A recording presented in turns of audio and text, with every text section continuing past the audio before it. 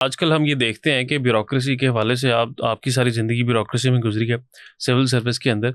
तो हम ये देखते हैं कि जो सिविल सर्विस है वो कानून की सर्विस की बजाय वो पॉलिटिशियंस की सर्विस कर रही है। जो सियासतदान उनको कहते हैं वो बगैर ये देखे कि ये चीज़ आईनी है या गैर आईनी है, वो काम ब्यूरोक्रेसी में करती हुई नज़र आती है।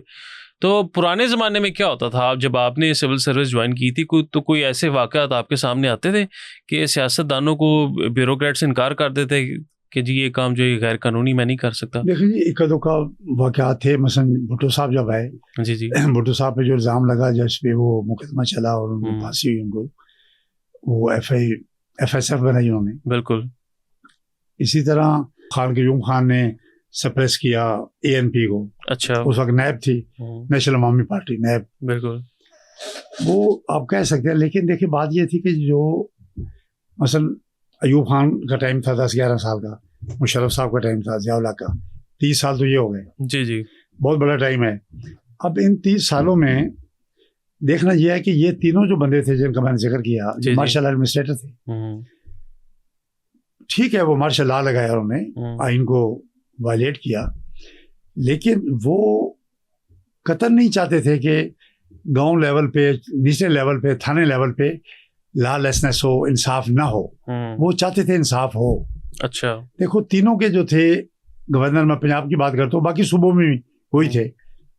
नवाब कालाबाग का मैंने जिक्र किया, अयूब खान के गवर्नर थे, उस वक्त गवर्नर आल होता था। बिल्कुल। आगे ज़िया-उल-हक के गवर्नर जिलानी खान साहब थे, गुलाम जिलानी खान। मुशर्रफ साहब का खालिद मकबूल साहब थे, और फिर चौधरी परवेज़ इलाही चीफ मिनिस्टर आए। बिल्कुल। ये लोग, इन लोगों ने आम आदमी को दुख नहीं होने दिया, तकलीफ नहीं होने दी, चाहे वो किसी पार्टी का भी है। अच्छा।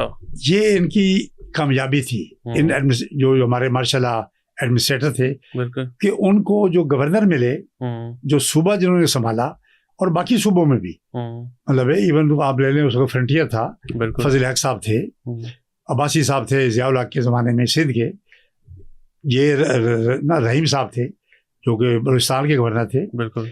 ये सारे बड़े बहुत काबिल लोग थे, इन्होंने आम आदमी को तकलीफ नहीं दी। अब जो है सबसे बड़ी जो नाकामी है इस मौजूदा रजीम की, कि आम आदमी को तकलीफ हो रही है। देखो ना, पुलिस घरों में चली जा रही है, औरतों को मार रही है, बेइज्जत कर रही है, चादर और चारदीवारी की वायलेशन कर रही है, और उसके बाद जो CCD बना दिया, बिल्कुल, वो भी एक बड़ा उस पर क्रिटिसिज्म हो रहा है। हाँ जी।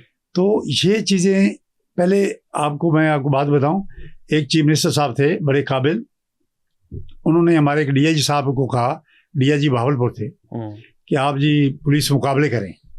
अच्छा। उस वक्त CCD तो नहीं थी, अब तो ये कानून बन गया ना जी। हाँ जी। अब तो गवर्नमेंट ने बाकायदा कानून बना दिया ना। बिल्कुल। अब उसमें पुलिस का तो कोई कसूर नहीं, कानून बन गया, पुलिस ने काम करना है। बिल्कुल। तो DIG साहब ने इनकार कर दिया। अच्छा। और कहा जी मैं नहीं बंदे मार सकता पकड़ के, मैं नहीं करूंगा ये काम। बिल्कुल सही। और कई SP ने भी ये काम किया, कभी नहीं हुआ था। हम SP रहे जिले में, आप यकीन करें, हम आपको बिल्कुल मैं अपनी पूरी ईमानदारी से कहता हूँ, कभी हमने किसी के कहने पे कोई बंदा नहीं मारा, किसी ने नहीं मारा। जो पुलिस मुकाबले होते थे, बड़े नामी ग्रामी बदमाश मारे जाते थे, वो जेन्युइन पुलिस मुकाबले होते थे। बिल्कुल ठीक है। कभी ऐसा बात नहीं हुई कि 2 गुनहगार बड़े हों तो 1-2 उनका रिश्तेदार भी साथ मार दें, तो कभी नहीं हुआ। तो ये वो चीज़ थी जो मार्शल एडमिनिस्ट्रेटर जो थे वो एक्सेप्टेबल थे आम आदमी को। बिल्कुल। आज आम आदमी क्यों तंग है इस मौजूदा सेटअप से, कि इनको पता ही कोई नहीं कि भाई इनका काम तो है इंसाफ देना, इनका काम तो है आम आदमी की खिदमत करना, उनको एक प्रोटेक्शन देना, सिक्योरिटी देना। ये आम आदमी को मारने पे लग गए हैं। इनको कैसे पसंद करेगा आम आदमी, ये कैसे वोट लेंगे उनसे? बिल्कुल। तो ये एक कम्बिनेशन पूरा जो है वो फेल हुआ है एक आम आदमी को कन्विंस करने में कि ये हुकूमत का कोई जवाब फराहम नहीं कर सके। बिल्कुल।